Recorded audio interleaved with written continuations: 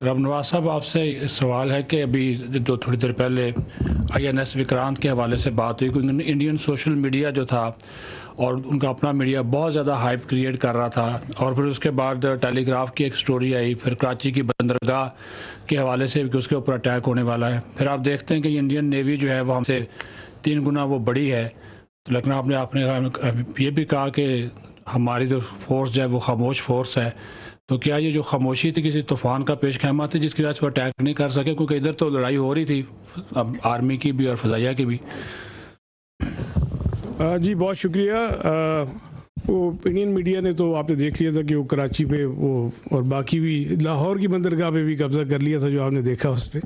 تو وہ تو let's keep that aside. So again میں نے کہا نا کہ یہ بھی جو ٹیلی گراف کی بھی جو ساری یہ انفارمیشن آپریشنز ہیں اور جو میں نے آپ کی کیپیبلٹی بتا دی، and Indian Navy also understands کہ اس کی کیا کیپیبلٹی ہے. اور مطلب اس کی فار ایگزامپل کراچی سے قریب لے کے آنا 400 میل میں نے آپ سے کہا even at that range and if it comes even closer that makes it extremely vulnerable. They understand it perfectly well. ایک تو جو کوآرڈینیٹڈ تھریٹ ہے naval air arm and Pakistan air force جو جنریٹ کرتی ہے وہ، اور ایون جو ہماری سب سرفیس ایلیمنٹس ڈپلائڈ تھے تو وہ دے فلی انڈرسٹوڈ ایٹ آل ٹائمز کہ کیا تھریٹس ہیں. لیکن ظاہر ہے کہ میں نے جیسے کہا کہ جو وار کی پروسیکیوشن ہوتی ہے that's not an isolated service matter, that is coordinated at all 3 services level. تو وہ اس میں جو ڈیسیژن میکنگ ہوتی ہے وہ اسی حساب سے ہوتی ہے.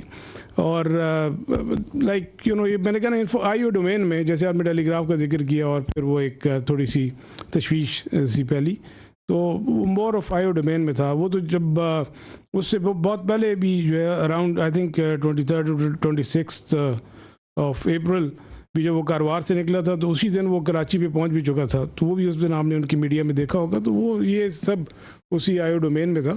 اور capability they all understand and while I am not undermining لیکن I am just be factually correct. We understand we have our plan ready. اور مطلب اگر کوئی ایڈونچرزم کی طرف آتا ہے تو we will take them down. Thank you very much. Sir اس میں جو آپریشن ابھی لانچ کیا گیا تھا اس میں کافی اسلامک ٹرمنالوجیز یوز کی گئیں، بنیان مرصوص جو انڈین میڈیا سے تو پروناؤنس بھی نہیں ہو رہا تھا. اس کے علاوہ فالمغیرات صبحن، یہ صبح کے وقت اٹیک کیا گیا جو کہ ایک سنت تھا. تو یہ کس کی، کیا حافظ صاحب کا آئیڈیا تھا؟ یہ کس طرح پلان ہوا ہے؟ دیکھیے پاکستان کی جو فوج ہے، پاکستان کی جو فوج ہے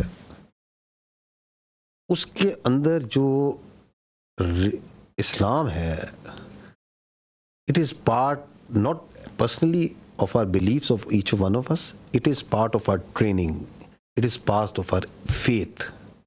Iman, taqwa, jihad fi sabilillah, that's what drives us, that's our motto.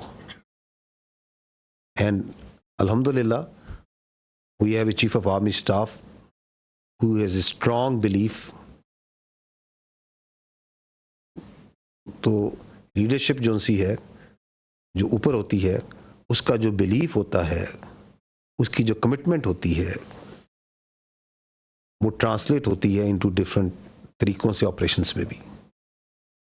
تو یہ جو نام ہے یہ کیا بتاتا ہے؟ یہ بتاتا ہے کہ یہ مومن ہوتے ہیں جو اللہ کی راہ میں لڑنے والے ہوتے ہیں، وہ سیسا پلائی ہوئی دیوار کی طرح ہوتے ہیں. They are that steel wall. And alhamdulillah اللہ کے فضل سے پاکستان کی افواج جو سی ہیں they acted like a steel wall.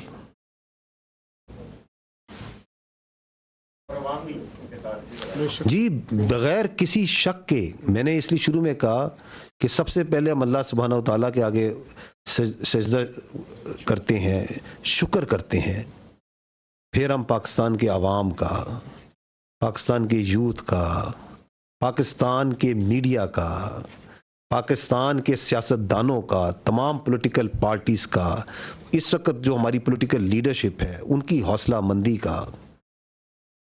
یہ جو آپ نے رسپانس دیکھا ہے، it is the all elements of national power.